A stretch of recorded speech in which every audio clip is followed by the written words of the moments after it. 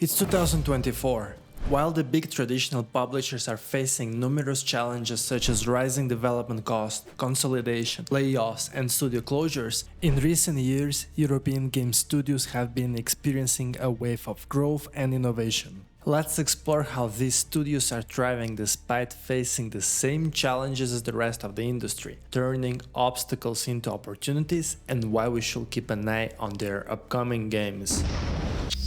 Our first stop is in Warsaw, at CD Projekt Red. Poland's economy has been growing steadily for 28 years, a record high in the European Union, and this growth has positively impacted the game development industry in the country. CD Projekt Red was founded in 1994 by Marcin Iwinski and Mikhail Kisinski. Their initial budget was $2,000 and a rent-free flat as an office. The company originally started as a localization company. They began by bringing games from USA to Poland, translating them and preparing them for the local market. Their first big success was when they approached BioWare and Interplay for the Polish localization of Baldur's Gate. They expected the title to become popular in Poland, and they were right. To compete with the heavily pirated market of CDs, they added a lot of items to the game packaging and hired well-known Polish actors to voice over its characters. It was a well-calculated risk. They sold the game well with over 18,000 units, securing a solid partnership with Interplay and BioWare. Things started to change in 2001.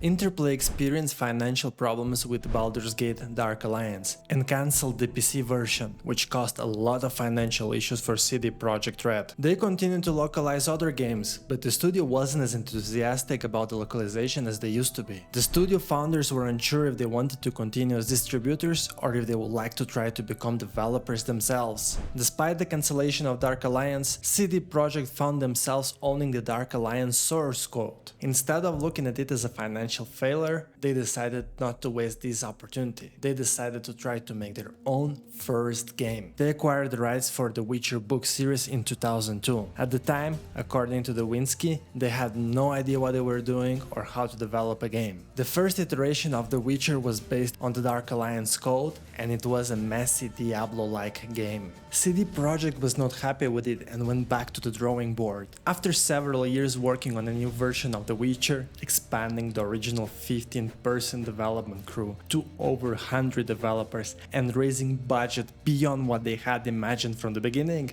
the first Witcher game came to life in 2007, and it came with generally positive reviews. This success allowed CD Projekt to transition from a localization games publisher to an RPG developer that one day will be as acclaimed as BioWare, the company whose games they used to translate. Witcher 3 probably nowadays is considering already as a modern classic, and many believe it to be one of the best games ever made.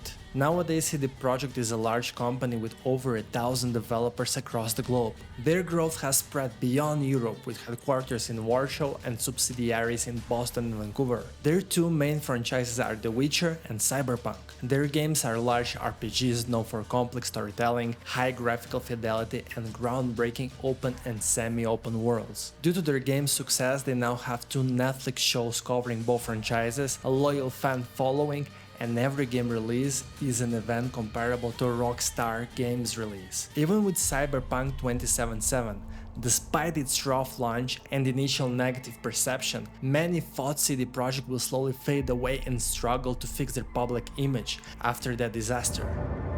Adios, Night City. It was probably one of the worst game launches for a game that built up so much hype and anticipation during its development. It was the first game of this scale to be cancelled on the PlayStation Store. However, CD Projekt took their time and pulled in all the resources to recover from this disaster by fixing the game. Now, Cyberpunk is actually a great game. Still has a few bugs here and there, but it's overall a great experience and it's a must play.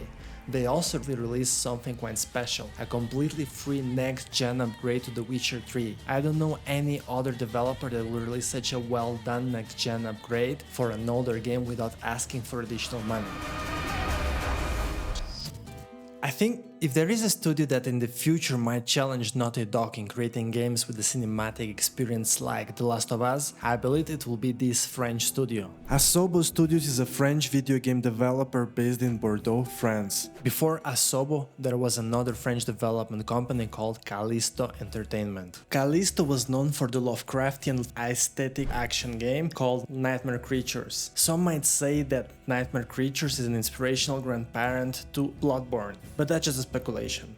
At the same time as the dot-com bubble burst in 2002, Callisto Entertainment, after long financial struggles, declared bankruptcy. Out of the ashes of Callisto Entertainment, 12 ex-Callisto developers formed the new independent studio Asobo. Before the bankruptcy of Callisto, they managed to acquire the rights to Superfar. They were mostly known for making game adaptations of Pixar movies or acting as a support game developer for Ubisoft or Microsoft on larger titles like Recore or The Crew 2. The reason why we're talking about them is the Plague Tale series. It's me. Your sister, Amicia? In 2019, Asobo released a Plague Tale Innocence, and that game was an unexpected gem. This was their first original title since 2009, and the team's goal was to create a narrative-driven game inspired by The Last of Us and Brothers: A Tale of Two Sons. The series follows the horrifying adventure of Amicia and her brother Hugo. It tells a beautiful and horrifying story about siblings and them trying to survive in a dangerous medieval plague-infested France. The game also got a lot of recognition for the 5,000 rats that appeared on the screen simultaneously at the same time. 3 years later, in 2022, they released the sequel, bigger in scale, higher production value, and much more rats. They improve on every single aspect of the game, including the gameplay. It continues Amicia's and her brother's story, and I think is the best cinematic experience released in this generation that truly shows the potential and talent of the Asobo team.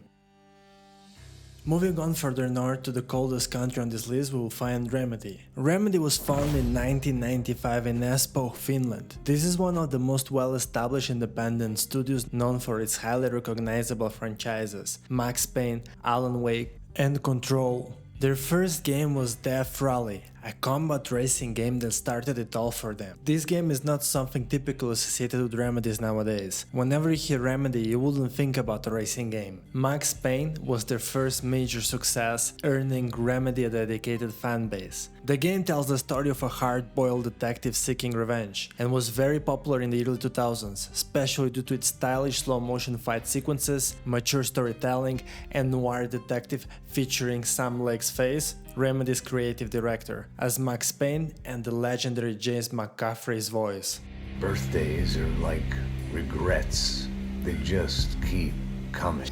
Unfortunately, this was also the franchise where they learned the hard lesson of keeping the rights to their own IPs. Today, Max Payne is owned by Rockstar, and Remedy can't make any major creative decisions on their own with Max Payne. I bet if Remedy were to make Max Payne 3, it will be a very different game than what Rockstar made, and it would likely be more incorporated into Alan Wake 2. Alex might even be named Max. If you play an Alan Wake, you know what I mean. It's fair to mention as well that Remedy is working on a Max Payne remake in partnership with Rockstar, so I'm actually very curious to see what they will come up with.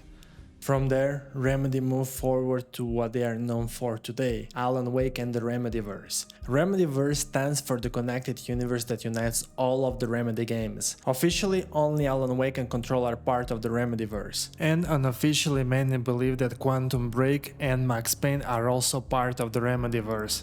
If you play these games, you will see the links and connections between them. Overall, Remedy's games are famous for the presentation and complex innovative stories that no other studio can match them in terms of complexity. I don't even think that many movies have that level of complexity or even books the same as Remedy does in their games. They tell their stories in a very unique way. Unfortunately, none of their games have been a striking financial success, and they've been always struggling throughout their history to retain their IPs and secure sustainable funding. Despite these challenges, each new game release marks an improvement in quality and narrative complexity. If you haven't played Alan Wake 2, please give it a try. It's a great game.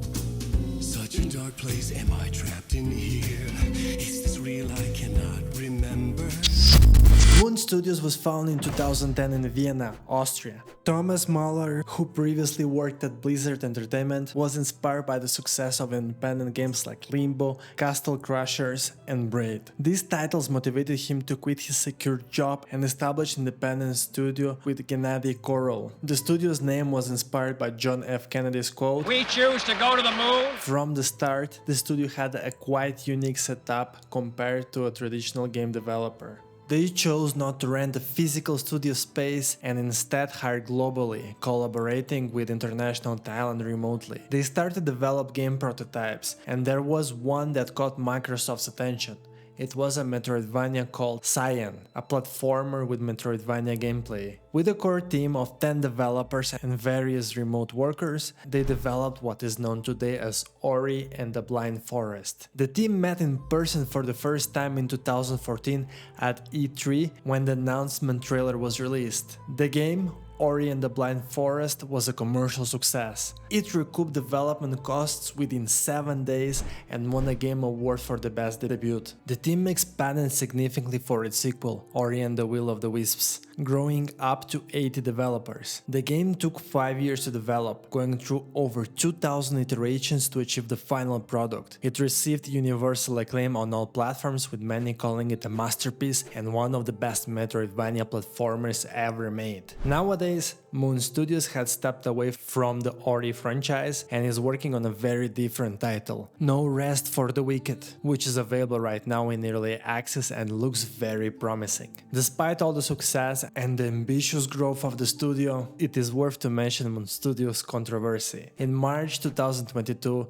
an article came out accusing Moon Studios of workplace abuse, oppressive crunch culture, and inappropriate language from its founders. Despite this, I still believe that it's an extremely talented studio, and I hope we will hear more about their games rather than workplace issues.